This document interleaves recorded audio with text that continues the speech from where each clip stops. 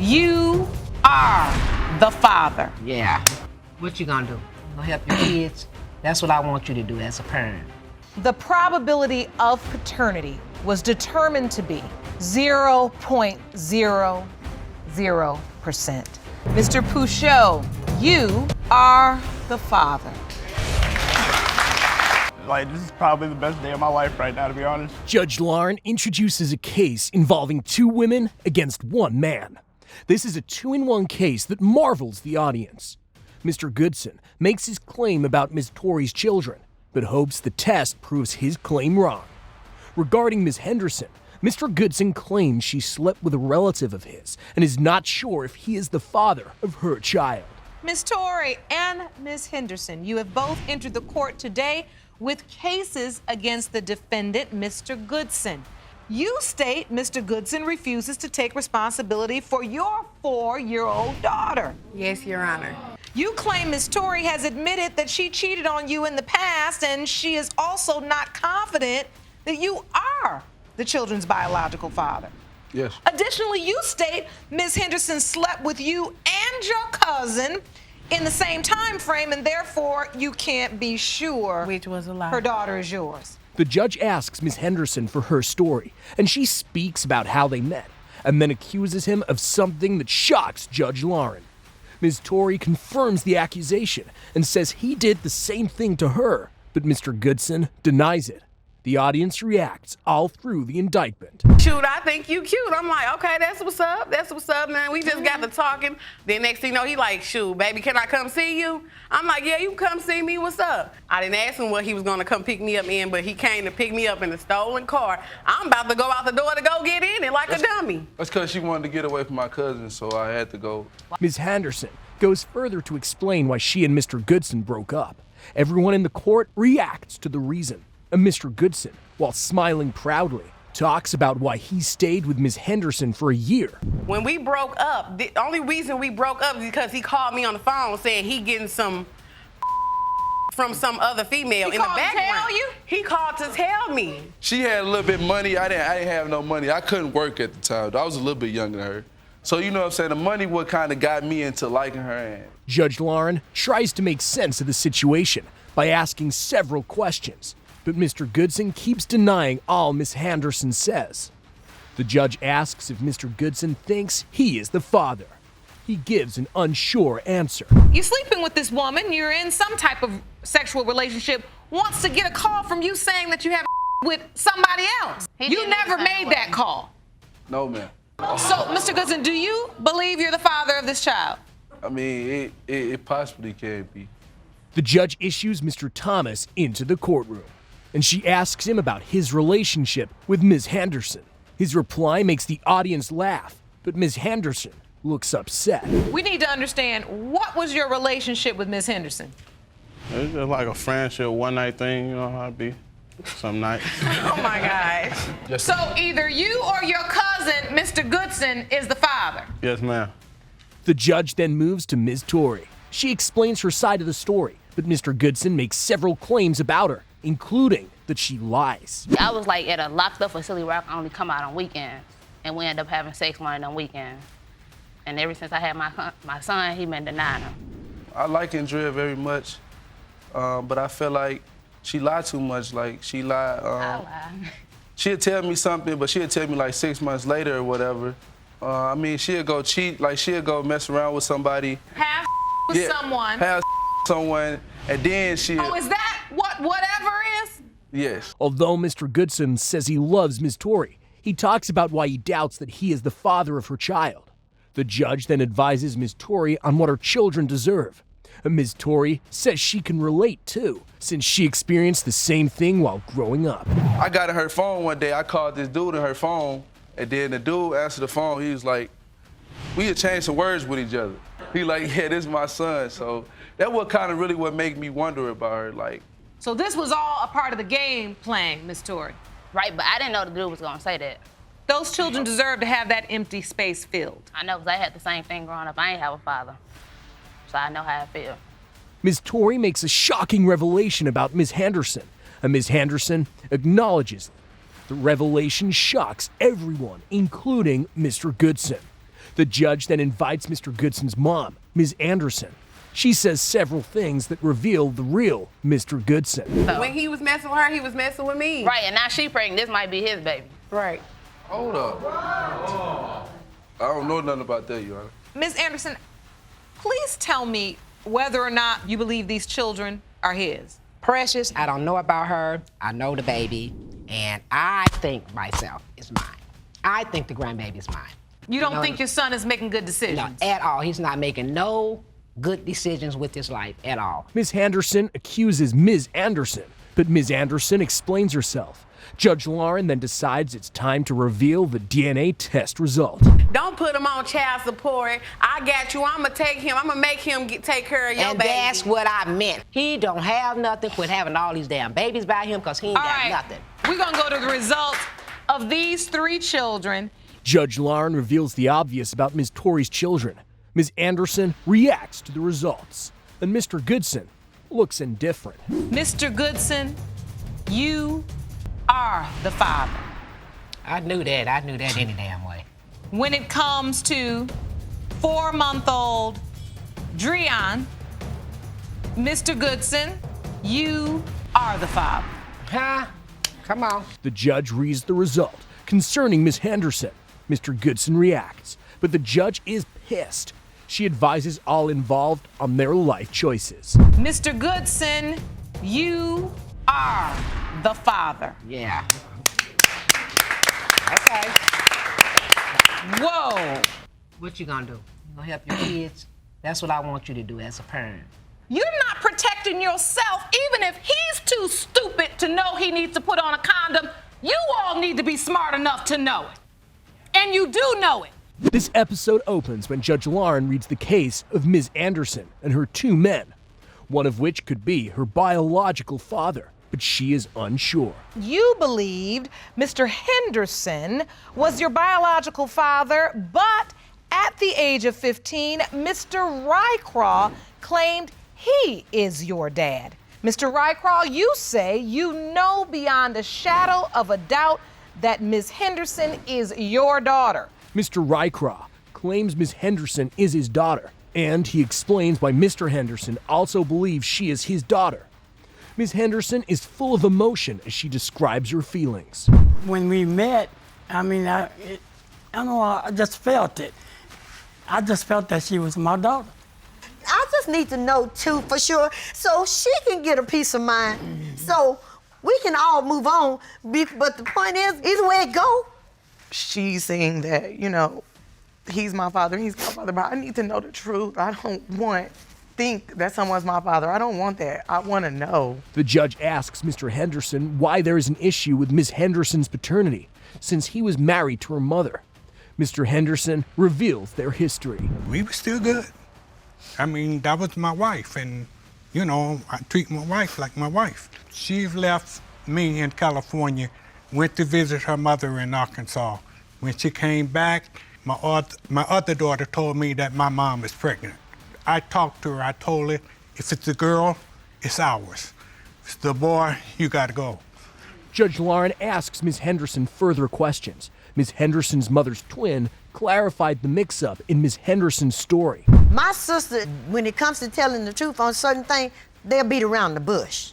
And like she didn't answer him when she came back, she didn't tell her the truth either. At what point did your sister tell you the secret? After she's been here 2 years. I said, you can't lie to me because we twins. Who is her daddy? And she said, William. Ms. Henderson's mother's twin talks about her role in the issue, then explains what he believes. The judge then asks Ms. Henderson for her opinion. I was tired of just beating around the bush, not saying nothing about it. So I went on and told her, do you want to meet your daddy?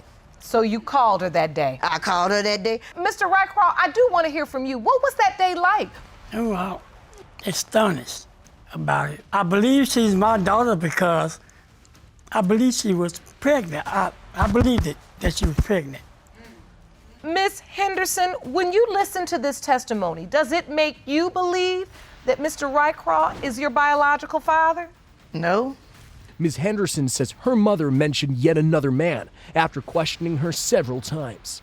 She also explains what happens when she meets the third man and how she feels about her paternity issues. It wasn't until I got older that I decided to, go and see this man.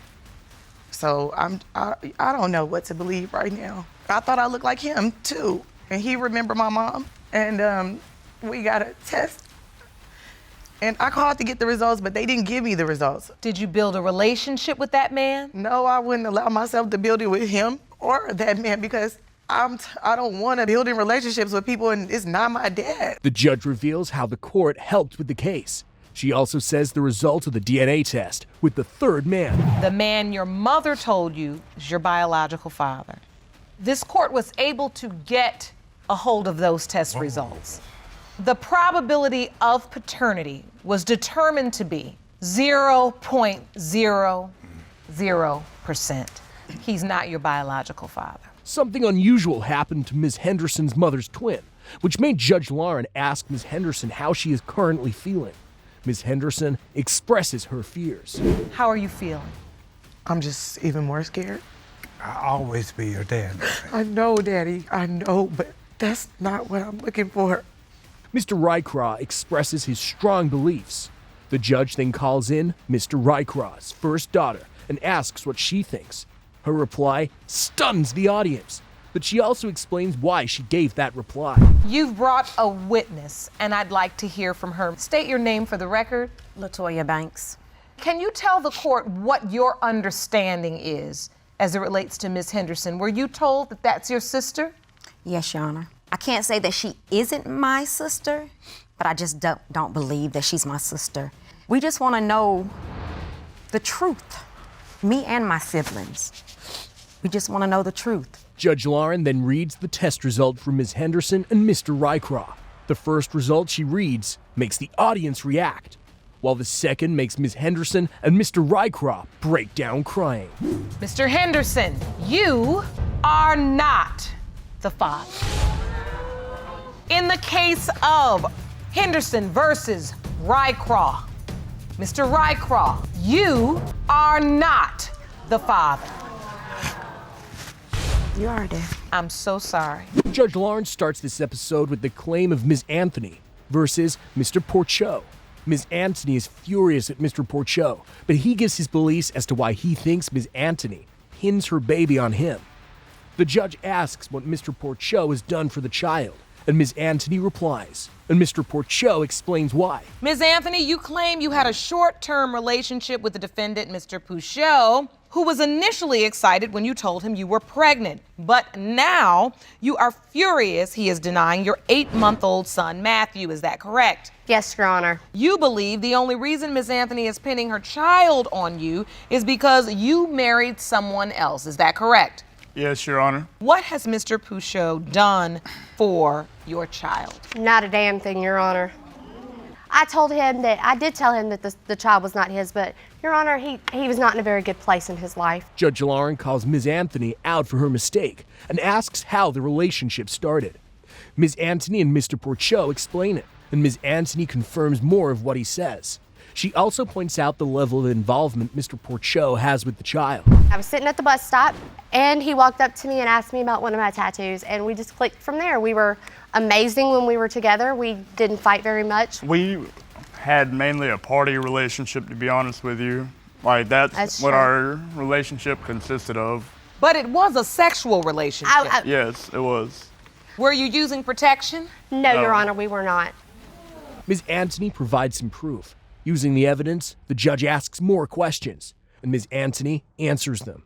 Mr. Porcho interrupts with a statement that surprises the audience, but Ms. Anthony tries to clarify. I can't do this. My son deserves better, or my child, at the point I didn't know it was a boy, but my child deserves better than this. I don't know what to do.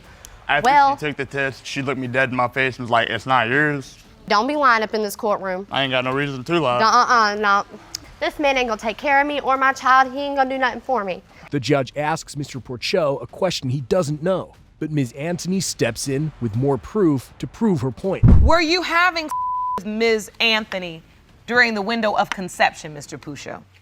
I don't know what the window of conception was, so honestly, I don't have an answer for that, Your Honor. That was actually April. It was the first week of April was my conception time. And all this is after she told me that she was pregnant with No. another man's child, and I wasn't the father. Mr. Porcho brings in a surprise witness. The judge asks the witness what he knows about the issue, and he explains. He's my husband. He is your husband? Yes, ma'am. I have proof of that. Please present it to the court. And so you all are married? Yes, ma'am. I would like to know what you know about this situation. I was told from Miss Anthony herself, my husband had gone away for a couple months. That is the point where Miss Anthony told me to my face, the baby is not Harold's. The testimony of the witness brings in more issues for Ms. Anthony. She explains her reasons, but Mr. Porcho's replies cheer the audience for him. I thought that I was making the best decision because he wasn't ready to be a parent. Actually, I've helped raise my nieces, my nephews, and I've been sober for 16 months now. I know that was wrong with me. We partied together and I messed up his sobriety and that was wrong with me. So please do And I not said, paint you my know what? husband to be a monster. I'm not making your husband to be a monster, baby. Ms. Anthony tries to explain herself again. Mr. Mike Porcho makes a valid point.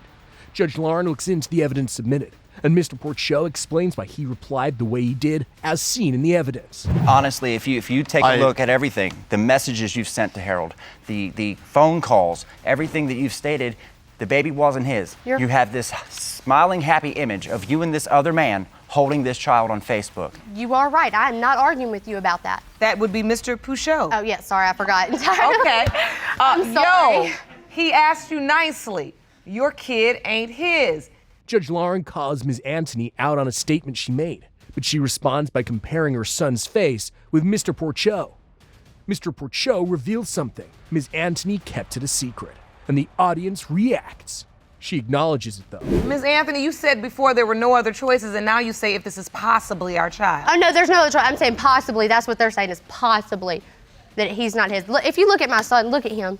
You have also declared to other people of your sexual trysts before Harold and Trysts? after, to include a right after your relationship with my husband. Your Honor, that was a very, very bad time in my life. I partied very hard at that point in time until I found out I was pregnant. Mr. Porcho explains sensitive things about his life and childhood and hopes to give the child the best if he belongs to him. And so what are you hoping for? The best for him. If he's not mine, I hope he does figure out who his father is. If he is mine, he's gonna have the best of everything. I was raised in foster care. I'm not a dirtbag, and I don't want him to see me as one if he is my child. If he's mine, we consummated, we made him. It's our job to give him everything he needs and take care of him. The judge reads out the result of the test, and all parties involved were happy about it. The audience applauds. Mr. Pouchot, you are the father. This is all he really ever wanted, is to have a child of his own, and specifically a son. So on his end and on my end, basically makes the child my stepchild. I haven't got to hold him or anything. You haven't? This is probably the best day of my life right now, to be honest. Ms. Anthony, would you mind if Matthew meets his daddy in my chambers? I have no problem with that. I would actually enjoy that very much.